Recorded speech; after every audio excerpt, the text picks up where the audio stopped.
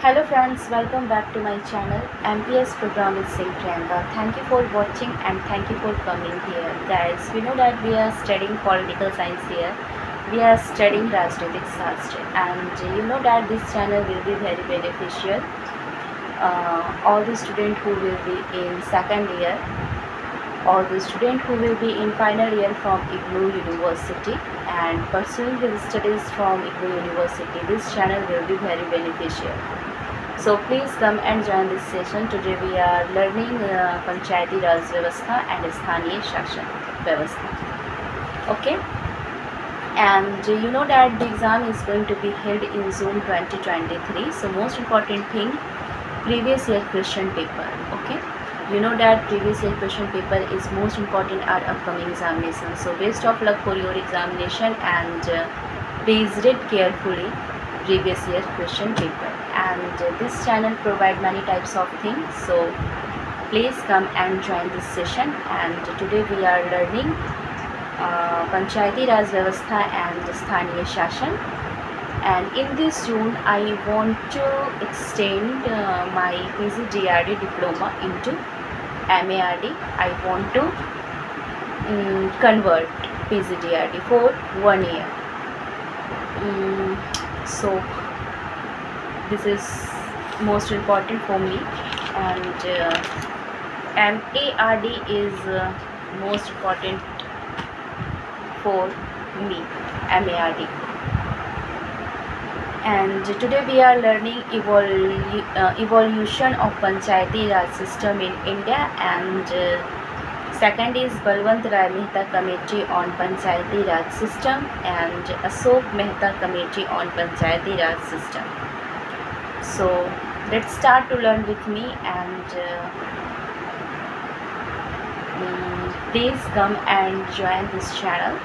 And आज हम लोग राजनीतिक शास्त्र को पढ़ते हैं, राजनीतिक शास्त्र पंचायती राज व्यवस्था को पढ़ते हैं। पंचायती राज व्यवस्था क्या है, ठीक है। तो जो पंचायती राज व्यवस्था है वो ग्रामीण स्तर की शासन व्यवस्था है, ठीक है। ग्रामीण स्तरीय के शासन व्यवस्था को हम पंचायती राज व्यवस्था स्थानीय शासन कहेंगे। इसको हाउ कैन यू एक्सप्लेन पंचायती राज व्यवस्था, इसे हम लोग देखते हैं।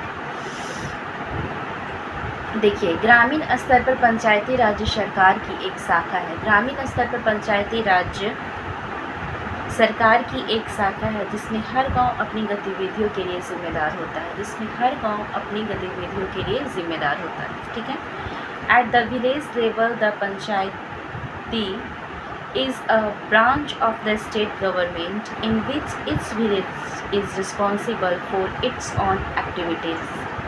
ओके, यानी ग्रामीण स्तर पर पंचायती राज्य सरकार की एक शाखा है जिसमें हर गांव अपनी गतिविधियों के लिए स्वयं जिम्मेदार है। And most important thing, the 1992 amendment act provided for power and responsibilities to the panchayat to prepare plan for both economic development and social justice.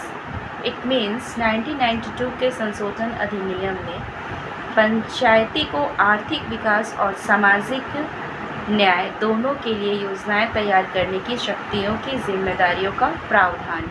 पंचायती राज व्यवस्था को संवैधानिक दर्जा कब मिला था? तो पंचायती राज व्यवस्था को संवैधानिक दर्जा मिला था हमारे 1992 अमेंडमेंट के थ्रू, यानी कि 1992 के संशोधन के तहत पंचायती राज व्यवस्था को हमारे संविधान में संवैधानिक दर्जा मिला था।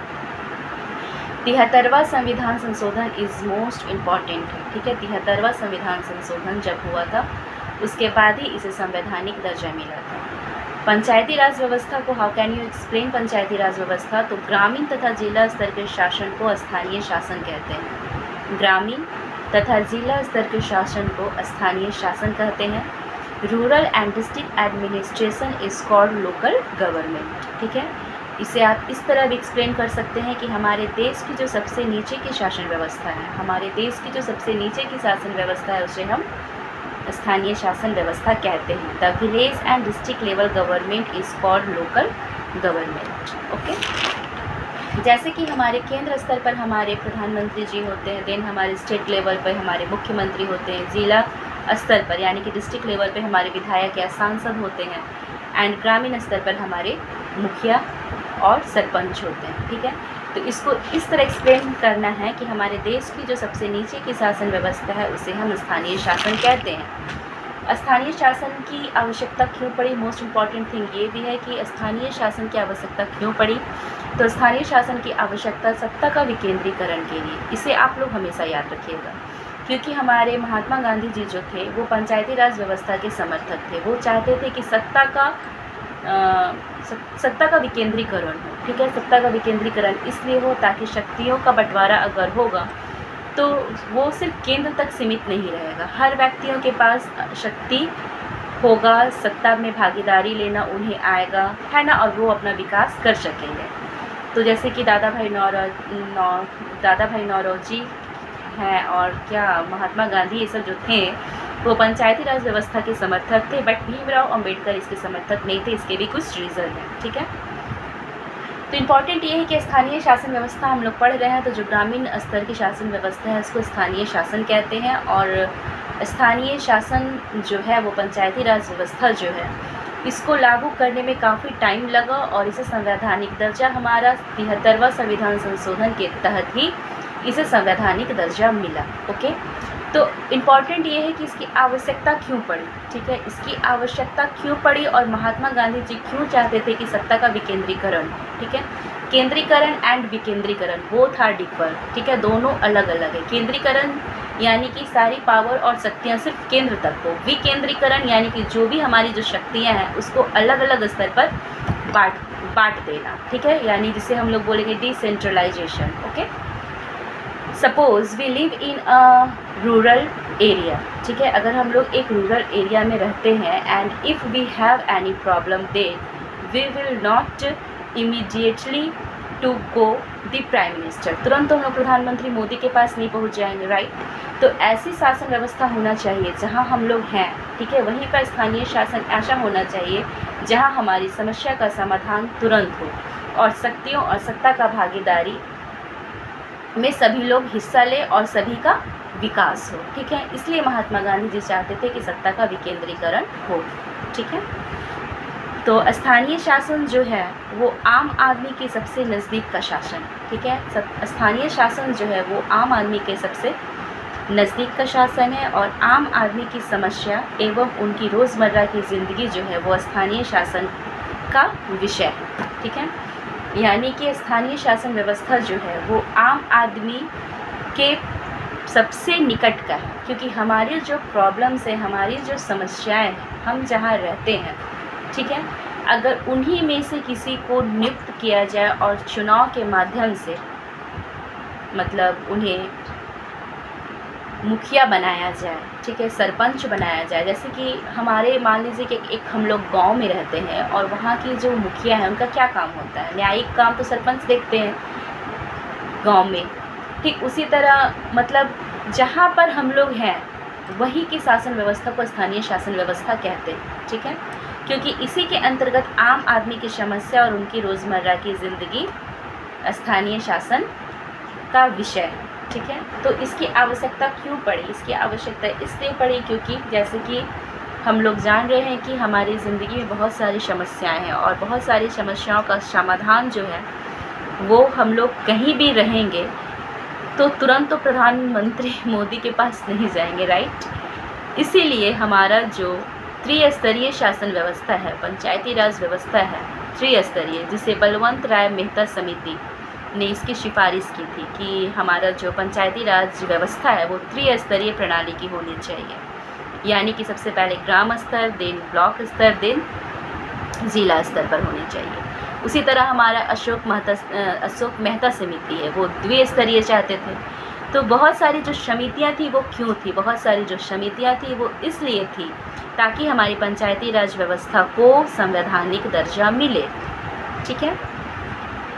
तो देखिए अब हम लोग पंचायती राज व्यवस्था तो हम लोग पढ़ लिए, अब 73वां संविधान संशोधन जो है जो 1992 में हुआ था, इसके तहत क्या हुआ था, हमारे संविधान में भाग 9 को जोड़ा गया, 11वीं अनुसूची को जोड़ा गया और आर्टिकल 243 से लेकर 243O तक जोड़ा गया, ठीक है।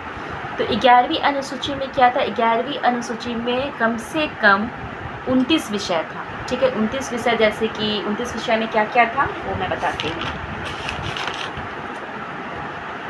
29 विषय में मैं कहीं नोट डाउन की थी,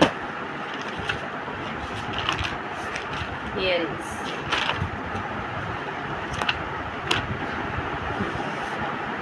देखिए,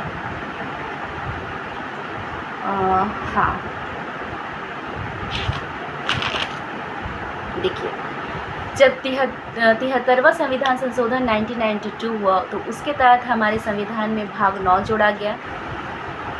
अनुसूची मतलब 11वीं अनुसूची में कम से कम 29 विषय को जोड़ा गया। 29 विषय में हमारा आ गया कृषि, सिंचाई, सामाजिक संरचना, ठीक है, पशुपालन, परिवहन से जुड़ा हुआ मुद्दे या समाज सेवा या चिकित्सा, ठीक है। ये सब 29 विषय हमारा 11वीं अनुसूची में है। और अनुच्छेद 243 से लेकर 243O तक, यानी कि कुल मिला के 16 अनुच्छेद हैं, ठीक है। तो 73वां संविधान संशोधन के तहत इसे संवैधानिक दर्जा मिला, ठीक है। इसलिए ये क्वेश्चन हमेशा पूछा जा सकता है कि वर्तमान में भारत में कौन सी पंचायती राज व्यवस्था है, तो त्रिस्तरीय शासन व्यवस्था है। वर्तमान में भारत में कौन सी पंचायत राज व्यवस्था है, तो त्रिस्तरीय पंचायती राज व्यवस्था है। जैसे कि सबसे नीचे की ग्राम स्तर पर, उससे ऊपर की ब्लॉक स्तर पर, उससे ऊपर जिला स्तर पर, ठीक है। एक बात और है यहाँ पे मैं ये बताना चाहूँगी कि पंचायती व्यवस्था को संवैधानिक दर्जा दिलाने में काफ़ी मेहनत करना पड़ा, ठीक है। काफ़ी मेहनत इसलिए करना पड़ा क्योंकि इसका उद्देश्य क्या था? इसका उद्देश्य था लोकतांत्रिक विकेंद्रीकरण, ठीक है। यानी कि सत्ता का बंटवारा होना, ठीक है। सत्ता को बांटना और पावर को बांटना इसका काम था, ताकि ग्रामीण लोगों तक सत्ता पहुँचे और जन भागीदारी हो और वो अपना विकास करे और सभी तक लोकतंत्र पहुँचे, ठीक है। इसीलिए पंचायती राज व्यवस्था को 2 अक्टूबर 1959 में, ठीक है, यानी कि 1959 में राजस्थान के नागौर ज़िले में सबसे पहले पंचायती राज व्यवस्था को मतलब स्थापित किया गया, मतलब अपनाया गया सबसे पहले। उसके बाद आंध्र प्रदेश में, ठीक है, सबसे पहले राजस्थान के नागौर ज़िले में, देन आंध्र प्रदेश में। क्योंकि बात ये थी कि कुछ राज्य इसे पंचायती राज व्यवस्था को अपना रहे थे, क्योंकि सभी देश इसको अपनाने के लिए बाध्यकारी नहीं थे, क्योंकि इसे आर्टिकल अनुच्छेद के भाग 40 में इसे रखा गया था।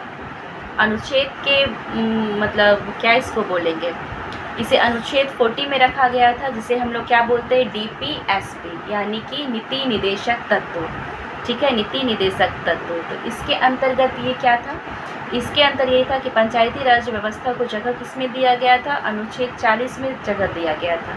किसमें? अनुच्छेद 40 में, ठीक है।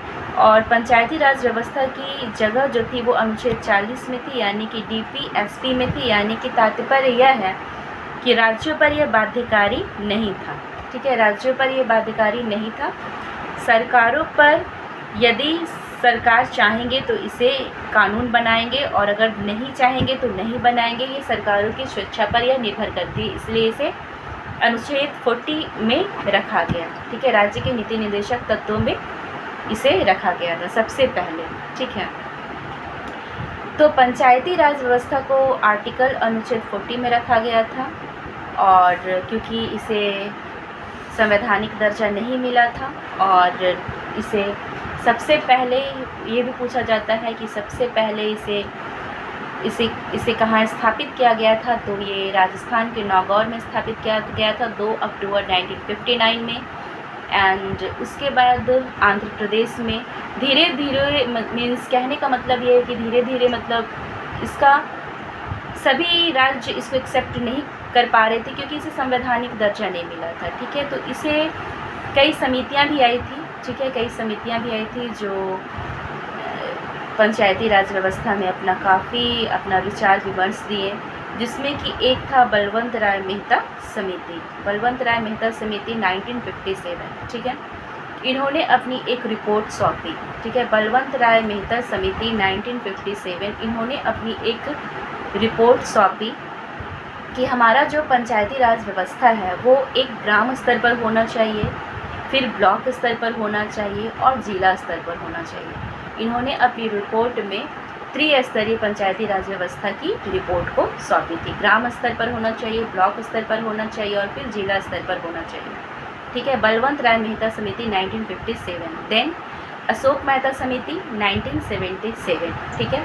अशोक मेहता समिति क्या थी? तो ये द्विस्तरीय शासन व्यवस्था द्विस्तरीय पंचायती राज व्यवस्था के समर्थक थे। ये चाहते थे कि जो हमारा त्रिस्तरीय शासन व्यवस्था है, ग्राम स्तर पर, ब्लॉक स्तर पर, जिला स्तर पर, इसमें वो क्या किए थे कि सिर्फ चाहते थे कि ग्राम स्तर पर हो और जिला स्तर पर हो, यानी कि मध्य का जो स्तर था उसे वो हटा दिए थे। इसमें ग्राम स्तर को मंडल कहा गया और फिर जिला स्तर पर, यानी कि द्विस्तरीय शासन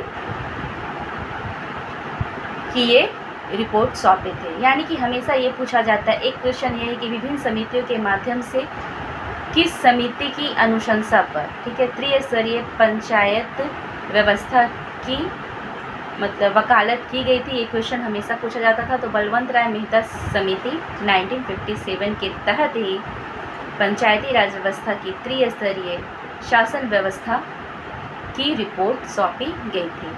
और पंचायती राज व्यवस्था सबसे पहले राजस्थान में 2 अक्टूबर 1959 में नागौर में इसकी स्थापना की गई थी, देन आंध्र प्रदेश में। और क्योंकि उस समय हमारा जो ये पंचायती राज व्यवस्था था वो नीति निदेशक तत्व यानी कि अनुच्छेद 40 में इसको स्थान दिया गया था, यानी कि ये पूरी तरह राज्य इसे अपनाने के लिए बाध्यकारी नहीं थे। सरकार अगर चाहेंगे तो इसे लागू करेंगे, सरकार अगर नहीं चाहेंगे तो इसे लागू नहीं करेंगे। ठीक है, ऐसा था। यानी कि सबसे पहले ये अनुच्छेद 40 में था, फिर सत्ता का विकेंद्रीकरण के लिए इसे क्या कहें, इसे सबसे पहले राजस्थान के नागौर में स्थापना इसका किया गया। फिर अशोक मेहता समिति जो थे वो त्रिस्तरीय शासन व्यवस्था प्रणाली की सिफारिश की। अशोक मेहता समिति द्विस्तरीय शासन प्रणाली की सिफारिश की। बलवंत राय मेहता समिति 1957 एंड अशोक मेहता समिति 1977। ओके। इसके बाद हमारा GV.K. राय समिति 1985। GV.K. राय समिति 1985 ये क्या सिफारिश की पंचायत राज व्यवस्था के लिए? ये सिफारिश की, इन्होंने कहा कि केंद्र सरकार के द्वारा स्तर पर जो योजनाएं तैयार होती है उसका विकेंद्रीकरण होना चाहिए। ठीक है। GV.K. राय समिति 1985 इनका कहना था कि केंद्र सरकार के द्वारा जो भी योजनाएं बनाई जाती है उसका विकेंद्रीकरण होना चाहिए। ठीक है। इसके बाद हमारा क्या आया था? LM सिंघवी समिति 1986। ठीक है। तो संवैधानिक मान्यता देने की मांग की थी। किसने? यानी बलवंत राय मेहता समिति 1957 के बाद अगर कोई भी समिति जो इम्पोर्टेंट है पंचायती राज व्यवस्था से रिलेटेड तो LM सिंघवी समिति 1986 है, क्योंकि सिंघवी समिति ही ने पंचायती राज व्यवस्था को संवैधानिक दर्जा देने की मांग की। ठीक है। न्याय पंचायत की भी वकालत की सिंघवी समिति ने और त्रिस्तरीय पंचायत की वकालत की। जैसे बलवंत राय मेहता समिति 1957 त्रिस्तरीय शासन व्यवस्था की सिफारिश की थी कि पहले हमारा ग्राम होना चाहिए, देन ब्लॉक होना चाहिए, फिर देन हमारा जिला स्तर पर होना चाहिए। ठीक है। तो इसके समर्थक कौन थे? ये LM सिंघवी समिति 1986 में थे। इन्होंने भी इसे संवैधानिक दर्जा देने की मांग की और न्याय पंचायत की वकालत की एंड त्रिस्तरीय पंचायत की वकालत की। ठीक है। तो पंचायतों को संवैधानिक दर्जा प्रदान किस समिति ने की? ये हमेशा पूछा जाता है। तो पंचायतों की संवैधानिक दर्जा प्रदान करने की मांग LM सिंघवी समिति 1986 ने की। त्रिस्तरीय शासन व्यवस्था, त्रिस्तरीय पंचायत राज व्यवस्था की सिफारिश किसने की थी? तो वो बलवंत राय मेहता समिति 1957 ने की थी। अशोक मेहता समिति ने क्या सिफारिश की थी? तो द्विस्तरीय शासन प्रणाली की सिफारिश की थी। And GV.K. राय समिति जो 1985 है, इन्होंने कहा था कि केंद्र स्तर पर जितना भी योजनाएं तैयार होता है उसका विकेंद्रीकरण होना चाहिए। ठीक है। तो इतनी सारी समितियां का दिमाग लगा इस पंचायत राज व्यवस्था में। देन 73वां संविधान संशोधन, ठीक है, 73वां संविधान संशोधन 1992 के तहत हमारे संविधान में इसे संवैधानिक दर्जा मिला। ठीक है। और 24 अप्रैल 1993 को इसे मान्यता मिली। इसीलिए आज हमारे प्रतिवर्ष पंचायत दिवस 24 अप्रैल को मनाया जाता है। ठीक है, संवैधानिक दर्जा 73वां संविधान संशोधन के तहत मिला और ये मोस्ट इम्पॉर्टेंट है। ठीक है, इसके तहत क्या हुआ, हमारे संविधान में भाग 9 जोड़ा गया, 11वीं अनुसूची में 29 विषय को जोड़ा गया। 29 विषय में हमारा कृषि था, सिंचाई था, सामाजिक संरचना था, सड़क से जुड़ा हुआ चीज़ था, परिवहन से जुड़ा हुआ चीज़ था, सामाजिक सुरक्षा से जुड़ा हुआ चीज़ है, समाज सेवा, चिकित्सा, ये सब 29 विषय 29 टॉपिक को इसमें शामिल किया गया था। और अनुच्छेद 243 से लेकर 243O तक जोड़ा गया। कुल मिला के 16 अनुच्छेद इसमें जोड़े गए। ये मोस्ट इम्पॉर्टेंट है। ठीक है, संविधान के भाग 9, 11वीं अनुसूची, अनुच्छेद 243 से 243O, 11वीं अनुसूची में 29 विषय, संवैधानिक दर्जा मिला था कब, 73वां संविधान संशोधन 1992 को 24 अप्रैल 1993 में लागू किया गया। 24 अप्रैल को मनाया जाता है प्रतिवर्ष पंचायत दिवस। तो ये सब चीज़ें हैं जो आप लोगों को जाननी चाहिए। और वर्तमान में भारत में कौन सी पंचायत राज व्यवस्था है, तो त्रिस्तरीय शासन व्यवस्था है, जिसकी सिफारिश बलवंत राय मेहता समिति 1957 ने की थी, ग्राम स्तर पर, ब्लॉक स्तर पर एंड जिला स्तर पर। ठीक है, और इसमें और भी कुछ चीज़ें हैं, जैसे कि पंचायत का जो चुनाव होता है उसमें न्यूनतम आयु कितनी होनी चाहिए, तो 21 वर्ष होनी चाहिए। ठीक है, इसका कार्यकाल 5 वर्षों का होता है, और अगर कार्यकाल के तहत अगर ये विघटन हो जाता है तो इसे 6 माह के भीतर पुनः फिर इसका चुनाव किया जाता है। ठीक है, और ग्राम स्तर पर हेड कौन होता है, मुखिया, पंचायत समिति का हेड कौन होता है, प्रमुख, और जिला परिषद का अध्यक्ष यानी कि जो चेयरमैन होते हैं। ठीक है, और पंचायती चुनाव में किसके द्वारा करवाया जाएगा, मतलब पंचायती चुनाव जो है वो किसके द्वारा करवाया जाता है, तो राज्य निर्वाचन आयोग के द्वारा किया जाता है, क्योंकि ये राज्य सूची का विषय है। ये हमेशा याद रखिएगा कि पंचायत यानी पंचायती चुनाव जो होता है वो राज्य निर्वाचन आयोग के द्वारा किया जाता है, क्योंकि ये राज्य सूची का विषय है। ये मोस्ट इम्पॉर्टेंट थिंग है। और पंचायत सदस्यों का कार्यकाल 5 वर्षों का होता है। किसी कारणवश अगर पंचायत विघटन हो जाती है तो 6 माह के भीतर इसका पुनः चुनाव कराया जाता है। सीटों का रिजर्वेशन भी है महिलाओं के लिए 1/3, ये भी इम्पॉर्टेंट है। और इसमें एक मतलब क्या इसमें कहा जाएगा, इसमें कुछ छूट भी है कि अगर यदि किसी गांव की जनसंख्या एटलीस्ट 20 लाख से कम हो तो वहाँ पे द्विस्तरीय लागू होगा, और वैसा इसमें कुछ भी नहीं है। ठीक है, तो पंचायती राज व्यवस्था जिसे एक और नाम से भी जाना जाता है कि क्या, स्थानीय शासन व्यवस्था के नाम से जाना जाता है। ठीक है, और एक बात और जो मैं अभी मोस्ट इम्पॉर्टेंट जो मैं अभी देख रही हूँ कि 1882 में यानी कि 1882 में, ठीक है, स्थानीय स्वशासन के जनक के रूप में किसे कहा जाता है, लॉर्ड रिपन को। ठीक है, स्थानीय स्वशासन को लागू करने का प्रयास को मजबूती प्रदान यही किए थे लॉर्ड रिपन।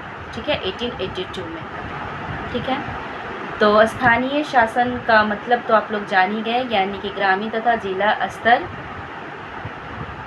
की शासन व्यवस्था को स्थानीय शासन कहते हैं। तो एक बार मैं यही कहना चाहूँगी कि ये जो शासन व्यवस्था है, यानी कि महात्मा गांधी भी चाहते थे कि should be decentralisation of governance, यानी कि सत्ता का विकेंद्रीकरण होना ज़रूरी है ताकि सभी के पास शक्तियाँ पहुँचे। और इतना ही नहीं, जैसे कि हमारी जो पीके थुंगन समिति ने भी स्थानीय शासन के निकायों को संवैधानिक दर्जा प्रदान करने की सिफारिश की थी। इनका भी क्या कहना था ये भी जान लीजिए कि समिति की सिफारिश थी कि स्थानीय शासन की संस्थाओं के चुनाव समय समय पर करवाएं। स्थानीय शासन की जो संस्थाएं हैं उसका भी जो चुनाव जो है वो समय समय पर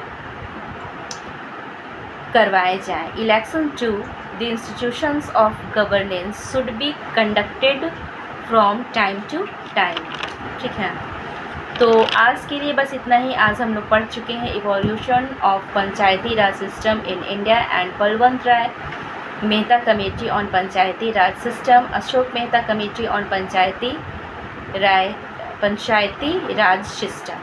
ठीक है, तो पंचायती राज व्यवस्था तो हम लोग पढ़ ही चुके हैं कि at the village level the Panchayati is branch of the state government is which is village is responsible for its on activities. ठीक है, वो अपनी एक्टिविटीज़ के लिए स्वयं जिम्मेदार होते हैं। और rural and district administration is called local government.